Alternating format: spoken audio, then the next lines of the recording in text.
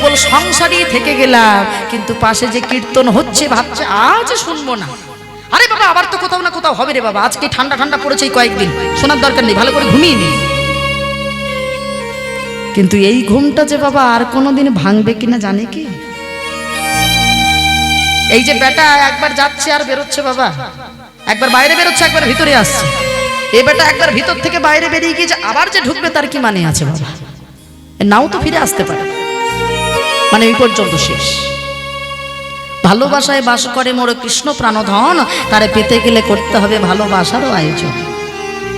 এই জায়গাটা ভালোবাসা, ভালোবাসা বলে ভালো যদি ঘর না দেন আমি থাকতে চাইবো, তা ঠিক তেমন আমার গোবিন্দ বলছে এই জায়গাটা ভালো, আগে ঘর তৈরি কর, তারপরে তো ওখানে গিয়ে থাকবো। কোন ভাগ্যে কোন জীবের শ্রদ্ধা যদি হয় তবেই তো সেই জীবে সাধু সঙ্গ করায়। সাধু সঙ্গ হইতে হয় শ্রবণ কীর্তন, কীর্তন হইতে হয় জীবের অনর্থ বিবর্তন, অনর্থ লয় হইলে জীবের ভক্তি নিষ্ঠা হয়, ভক্তি হইতে শ্রবণার্থে রুচি উপজয়, সেই রুচি হইতে হয় আসক্তি প্রচুর, আসক্তি হইতে চিত্তে জন্মে রতির অঙ্কুর, সেই রতি গাঢ় হইলে ধরে প্রেম নাম, সেই প্রেম প্রয়োজনে সর্বানন্দ ধাম হরিতাই গৌর হরি বল হরি। বলে সংসারে এত করলাম মা, তারপরও আমরা সুখী নেই। এখানে আমার যে কজন বাবা মায়েরা বসে আছেন, অন্তত একজন একটুখানি বলুন তো বুকে হাত দিয়ে যে কোনোদিন আপনি সংসারের জন্য কাঁদেননি? ছোট থেকেই বড় হয়েছেন, কোনোদিন কাঁদেননি? কেঁদেছেন। কখনো ছেলে দুঃখ দিলে কেঁদেছেন, কখনো মেয়ে দুঃখ দিলে কেঁদেছেন, কখনো স্বামী স্ত্রী দুঃখ পেলে কেঁদেছেন, কিন্তু যে জায়গায় কাঁদার দরকার ছিল কোনোদিন তো ভুল করে সেখানেই কাঁদেনি বাবা। কাঁদতে হবে না? তাহলে তো কাঁদতে হবেই। বলে ভালোবেসে আমরা কত কিছু করলাম গো সংসারের জন্য, আর বিনিময়ে কি দিল শেষের দিনে মায়েরা? আমরা তো একদিন না একদিন বৃদ্ধ হব, সারা জীবন কি ইয়াং থাকবো নাকি? একদিন না একদিন বৃদ্ধ হব, সংসারে উপার্জন ক্ষমতা দিতে পারবো না, আর উপার্জন করতে পারবো না। কেউ তখন আর ডেকেও জিজ্ঞাসা করবে না মায়েরা ও মা তুমি কেমন আছো, ও বাবা তুমি কেমন আছো। এটাই তো সংসার। আজকালকার দিনে বাবা আমরা তো উন্নত যুগ, আজকাল আবার কি হয়েছে ভালোবাসা দিবস। হ্যাঁ, আমার বাবারা না বুঝতে পারে, যারা এখন কম বয়সী মায়েরা তারা ঠিক বুঝতে পারবে বাবা। এখন বাবা ভ্যালেন্টাইন্স ডে। হ্যাঁ ওই দেখো আমার এক মা বলে দিল, কি সর্বনাশ। তুই চুপ কর, আজকে কোন ডে সব মনে রেখেছো। এই যে ভ্যালেন্টাইন্স ডে, এখন কি করে বাবা ভ্যালেন্টাইন্স ডেতে আমরা সব জায়গায় দেখুন কেউ কাউকে গোলাপ দিয়ে বেরোচ্ছি, হ্যাঁ কোথায় পুতুল দিচ্ছে, কোথায় চকলেট দিচ্ছে, কি দিচ্ছে আর বুঝতে পারছি না বাবা। কেন না ভালোবাসা দিবস। মনে রাখবেন মা, ভালোবাসা দিবস বলে কি কোনো কিছু হয়? ভালোবাসার বলে কোনো একটা দিন আলাদা করে আছে নাকি? ভালোবাসা তো সারা জীবনের জন্য হবে, ভালোবাসা কি করে একদিনের জন্য হবে? বলে ভালোবাসা নাকি একটা দিনের জন্য, একটাই দিন, তাই কখনো হয়? ভালোবাসা হবে সারা জীবনের জন্য। আসলে আমরা একে অপরকে ভালোবেসে সুখ পাই না কেন বলেন তো মায়েরা? তার হলে একটাই কারণ, আমরা ভালোবেসে সুখ পাই না কারণ আমরা আছি জড় জগতে। এই জড় জগতের যে প্রতিফলন স্বরূপ, এইটাকে দেখে মনে করছি বোধহয় খুব আনন্দ, খুব মিষ্টি, আদপি নয়। যেমন মনে রাখবেন মা, এই পুকুর পাড়ে ধরুন একটা আম গাছ আছে, এখন আম গাছটার ছায়া তো রোজ রোজ ওই পুকুরের জলেই পড়ে। এখন আপনি ওই আম গাছটার পাশে দাঁড়িয়ে চাইলে কিন্তু আমটা ধরতে পারবেন, চাইলে আমটাকে পেড়ে নিয়ে স্বাদটাও গ্রহণ করতে পারবেন। এখন কোনো ব্যক্তি যদি মনে করে ওই পুকুরের জলেই তো আম দেখা যাচ্ছে, তাহলে ওইটাতে ঝাঁপ দিয়ে পড়ে দেখি আমটা কেমন খেতে লাগে, পাওয়া যাবে? তা আপনি ভাবছেন এই সংসারে অনেক কিছু করব, সংসারে সবাইকে অনেক ভালোবাসা দেব, অনেক পরিশ্রম করব, কীর্তন শোনার দরকার নেই, ঠাকুরের নাম শোনার সময় নেই, আমার ছেলে মেয়ে নিয়ে আমি এখন বিরাট সংসার করছি। সংসার করা ভালো নয় না, ভালো করতে হবে, ওই ধর্ম পালন করতে হবে, তবে এই জায়গাটা ভুলে নয়। তাহলে ওই পুকুরে ঝাঁপ দিয়ে যেমন আমের স্বাদ যেমন যে পেতে চায় ওই রকম স্বাদ পেতে হবে বাবা। কেন বলে সংসারে এত কিছু করি তারপরেও দুঃখ। তবে মনে রাখবেন মা, এই যে বললাম না ভ্যালেন্টাইন্স ডে পালন করি, আমরা কত স্বার্থপর দেখুন। একে অপরকে দেয়া নেয়ার ভালোবাসা, তুমি আমাকে কিছু দিচ্ছ মানে আমি তোমায় কিছু দেব। তার মানে তো এখানে দেওয়া নেওয়ার ভালোবাসা হয়ে গেল বাবা। কিন্তু যে ভগবান আমাদেরকে সারাক্ষণ দিয়ে চলেছে কিন্তু বিনিময়ে কোনো কিছু আশা করে না। আশা করে বাবা? ভাবুন, আমাকে যদি কেউ এখন 1 লাখ টাকার সোনার চেন দেয়, আমি তাকে বিরাট যত্ন করব, বিরাট কি যে খেতে দেবো তার ঠিক নেই বাবা। মানে পা জল পর্যন্ত ধুয়ে, পা ধোয়া জল পর্যন্ত হয়তো খেয়ে নিতে পারি বাবা, 1 লাখ টাকার চেন বলে করে। আর ভগবান যে লক্ষ লক্ষ কোটি কোটি টাকার জিনিস দিয়ে বসে আছে, তার বেলায় একটা নকুল দানা ছাড়ার কিচ্ছু জোটে না বাবা। ভাবেন, এই যে দুটো চোখ, সুন্দর পৃথিবীটা দেখছেন কার জোরে? যার চোখ নেই সে বোঝে বাবা। হ্যাঁ, কত সুন্দর পৃথিবীটা আপনি দেখতে পাচ্ছেন, ভগবান চোখ দুটো দান করেছে। যার চোখ নেই বলে এত টাকা দেবো, যদি ডোনেট করতে পারো এত টাকা দিয়ে দেবো। শুধু তাই নয়, আমাদের যে দেহের ভিতরে যে রক্ত, যেটা ভগবান অটোমেটিক সিস্টেম তৈরি করে পাঠিয়েছে, যে অটোমেটিক রক্ত তৈরি হতে থাকবে, মানে কত মেশিন দিয়েছে তাহলে ভাবুন পেটের মধ্যে, যে তোমরা ভালো মন্দ যদি সেবা করো তার মাধ্যমে তোমাদের রক্ত তৈরি হবে। মানে কি মেশিন না জানি বসিয়ে রেখেছে পেটের মধ্যে, সেই রক্ত পর্যন্ত আমরা ডোনেট করি। হয় না রক্তদান শিবির? হয় কি না? তাহলে বলুন, সেখানেও আমাদের কিন্তু ভগবানের দান, সেটাও থাকলো। দেহের ভিতরে দুটো কিডনি রয়েছে, দুটো কিডনি। অনেকের দেখবেন অনেক প্রবলেম থাকে, অনেক অসুবিধা থাকে, বলে আমার কিডনি নষ্ট হয়ে গেছে, কেউ যদি একটা কিডনি ডোনেট করতে পারে তাহলে তাকে এত এত লাখ টাকা দিয়ে দেবে। তাহলে ভাবুন, সেটাও ভগবানেরই দান। আর এরপরে যদি আরো একটা কথা বলি, আমার মায়েদের কথা বলি। আমার মায়েরা একটা কথা ভালো করে ভাবেন, আমার মায়েরা মাথার যে চুলটা আঁচড়ে আঁচড়ে যেটা বাবা চিরুনি দিয়ে যেটুকু থাকে, যদি বেশি করে ওঠে তবে সেই চুলগুলো প্লাস্টিকের মধ্যে রেখে দেয়। কেন না? অনেক বাসন টাসন পাওয়া যাবে। হ্যাঁ, তাহলে ভগবান, আমরা সারাক্ষণ বলে যাই যে ভগবান আমাদেরকে কি দিয়েছে, কি দিয়েছে, ভগবান কি দেয়নি সেটা একবার ভাবুন। ভগবানকে দেয়নি সেটা ভাবুন, ভগবানকে দিয়েছে সেটা বলতে হবে না। এরপরেও বলি, অনেকে বলে কীর্তন মানে শুধু জ্ঞান, ভাগবত কথা মানে শুধু জ্ঞান।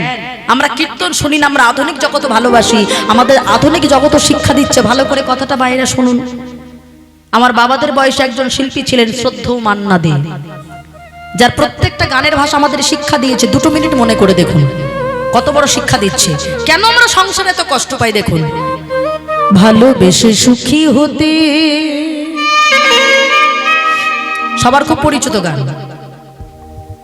বলো কে না চায়, রাধা সুখী হয়েছিল পেশে মোরা। আমরা তো সেটা চাই না। আমিও রাধার মতো ভালোবেসে যাব, হয় কিছু পাবো না, সবই হারাবো, এই যে থাকায়া প্রাণ সয় না।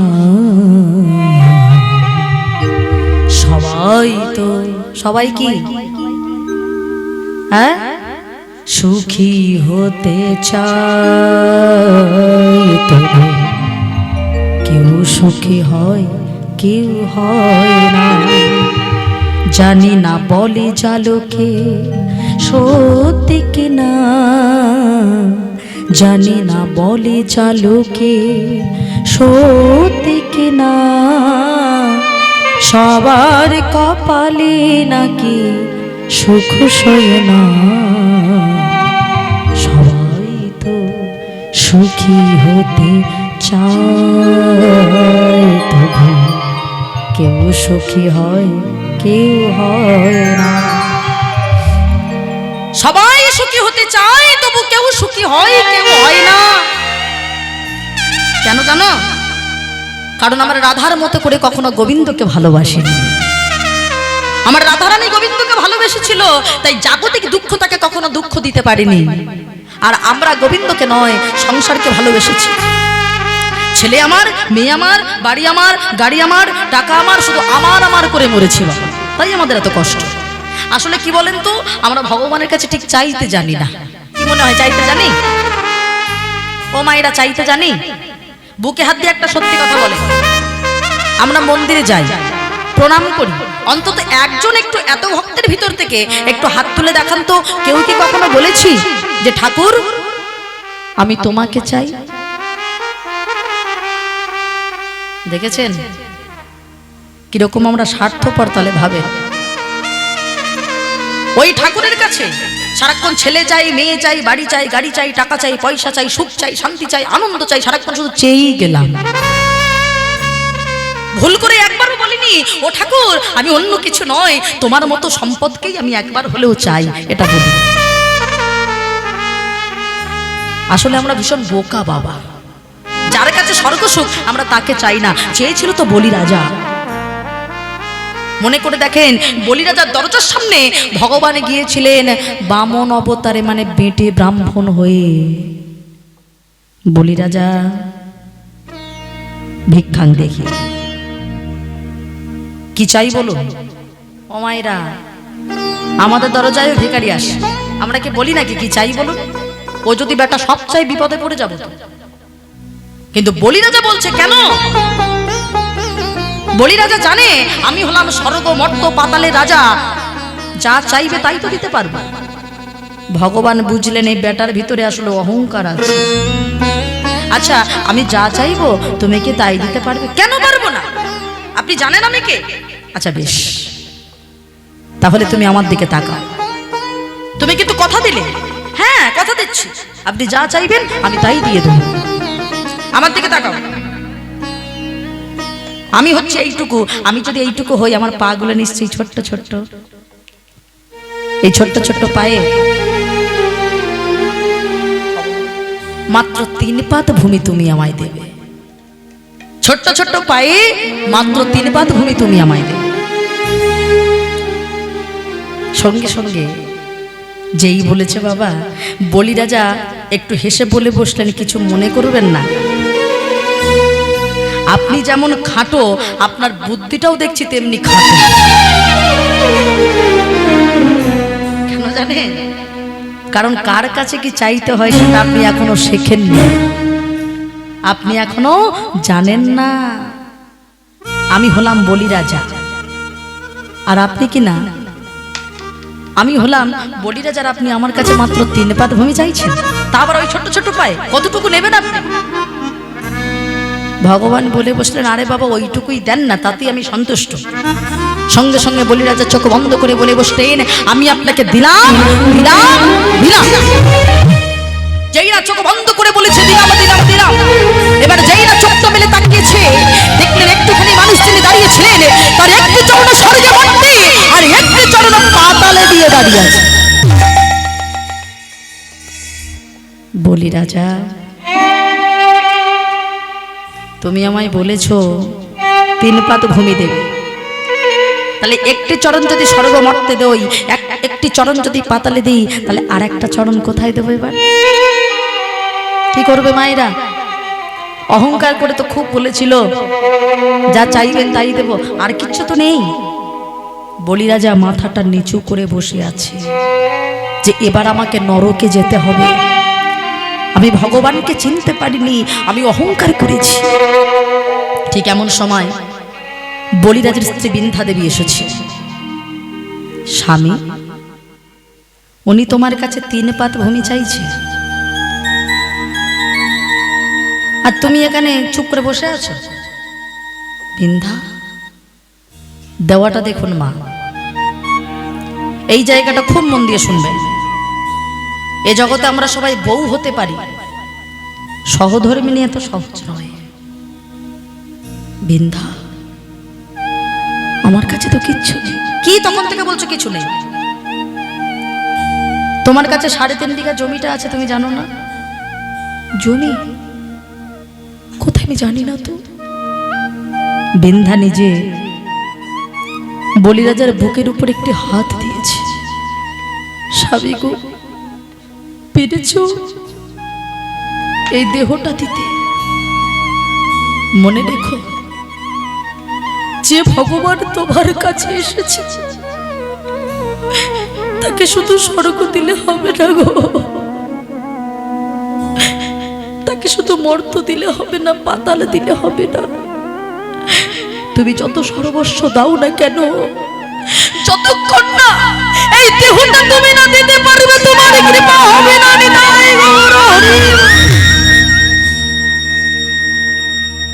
ও মায়েরা, এক পাশে দাঁড়িয়ে আছে ভগবান, এক পাশে দাঁড়িয়ে আছে নিজ স্ত্রী বিন্ধা। বলি রাজা নিজে স্বামী হয়ে, নিজে রাজা হয়ে ভগবানকে প্রণাম না করে নিজ স্ত্রী বিন্ধার চরণে প্রণাম করেছে। বিন্ধা গো, কে বা পুত্র, কে বা পিতা, পত্নী কেন নয়, যাহা হইতে কৃষ্ণ ভক্তি সেই তো গুরু হয় বিন্ধা। আজকে আমি তোমার জন্য জেনেছি কৃষ্ণ প্রেম কাকে বলে, কৃষ্ণ ভক্তি কাকে বলে। আমি তো জানতাম না। নিজে স্বামী হয়ে, রাজা হয়ে, নিজের স্ত্রী বিন্ধার চরণে প্রণাম করে যেই না ভগবানের সম্মুখে গিয়ে মাথাটা পেতেছে, অমনি সমন দমন ভগবান আমার বলিরাজার মস্তকের উপরে পা তুলে দিয়েছে। বলি রাজা, আমি তোমার কাছ থেকে স্বর্গ নিলাম, মর্ত নিলাম, পাতালে নিলাম, এমনকি তোমাকেও নিলাম, কিন্তু আমি তো ভগবান, ভক্তকে তো নিঃস্ব করতে পারি না। আচ্ছা একটা জিনিস চাও, আমি তোমায় ফেরত দিয়ে দেবো। ও মায়েরা, এই জায়গাটা আমরা চাইতে জানি না, চাইছে দেখুন দয়াময়। তুমি যা চেয়েছো আমি তোমায় সব দিয়েছি, আমি যা চাইবো তুমি এবার আমায় দেবে তো? কেন দেব না, বলেই দেখো না দয়াময়। যাকে পাওয়ার জন্য এই জগতের ভক্তবৃন্দ এত হাহাকার করে কাঁদে, যাকে টাকা দিয়ে নয়, যাকে কোনো সম্পদ দিয়ে নয়, প্রজ্বলিত অগ্নিকাণ্ড জেলে ধ্যান করে যারা তপস্যা করে তোমায় পাওয়ার জন্য, ওগো দয়াময় আমি অন্য কিছু নয়, আমি শুধু তোমাকে চাই দয়াময়, আর অন্য কিছু নয়। হরি বল, হরি বল। আমাকে নিয়ে কি করবে? ভালোবাসবে, আদর করবে না। এইবার বলছে দেখুন মা, আমরা ভগবানের কাছে চাইতেও জানি না, কিছু বলতেও জানি না। শোনো দয়াময়, কোথায় রাখবো জানো? আমার ঘরের বাইরে একটা দরজা আছে, ওই দরজায় তোমাকে দাঁড় করিয়ে রাখবো। কেন জানো? প্রত্যেকটা মানুষের জীবনে তো একদিন অন্তিম সময় আসবে। কি মায়েরা, আসবে না? আমি আজ হেসে কথা বলছি, কাল তো আর কথাটা নাও বলতে পারি বাবা। কি বলে? আমাদের প্রত্যেকটা মানুষের জীবনে জন্মিলেই তো মরিতে হবে, কথাটা তো সত্য। ভগবান ওগো দয়াময়, প্রত্যেকটা মানুষের জীবনে যখন অন্তিম সময় আসে না, যমরাজ এসে দাঁড়িয়ে থাকে। জানো দয়াময়, আমি চাই তুমি যখন আমার দরজায় দাঁড়িয়ে থাকবে, ওই যমরাজ নিতে এসে দেখবে তুমি আমার দয়াময় দাঁড়িয়ে আছো, তখন যমরাজ তোমাকে দেখে ভয়ে পেয়ে পালিয়ে যাবে। তখন আমাকে আর জমের পড়ে যেতে হবে না, আমি তখন তোমার চরণে পেয়ে যাব।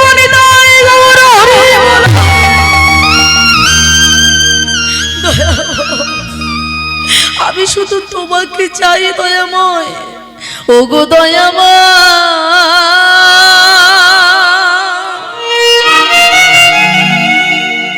কৃপা করো, দয়া করো একবার, কৃপা করো একবার। হরি বল, হরি বল।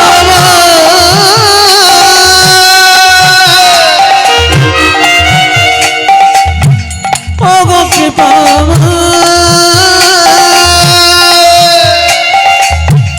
দয়া করো একবার, কৃপা করো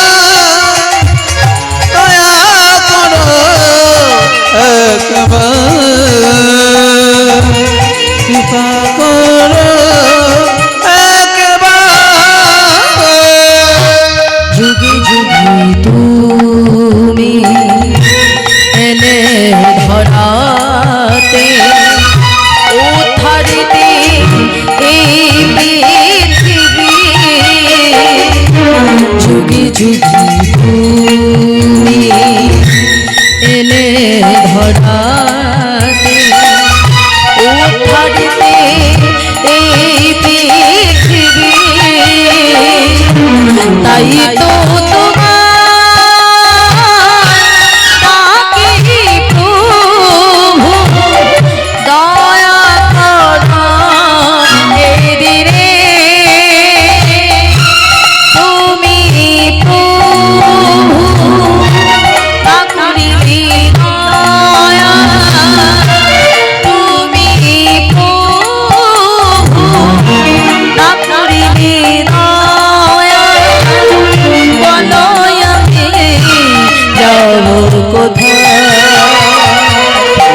কৃপা কর